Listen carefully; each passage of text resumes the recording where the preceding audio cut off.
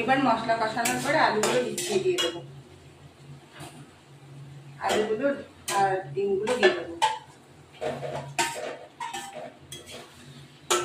এটা হতে থাকুক, একটু হলে পরে দারচিনি গুলো দিয়ে দেবো।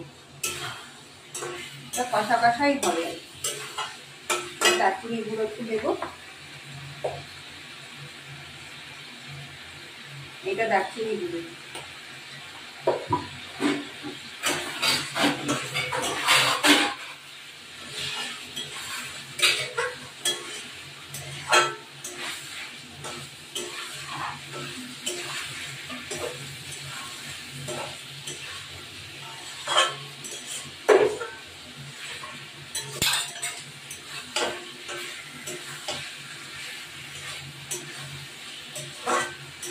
আমার ভিডিওটা ভালো লাগে লাইক শেয়ার সাবস্ক্রাইব করবেন, বেল আইকনটা প্রেস করবেন।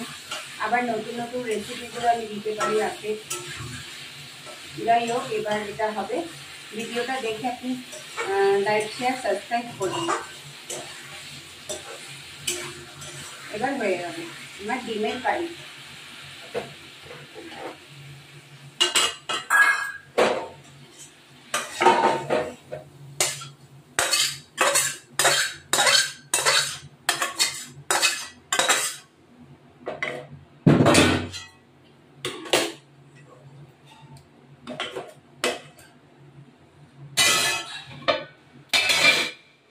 এই আমার ডিমের কারি, আপনারা করে দেখবেন, সত্যি ভালো লাগে।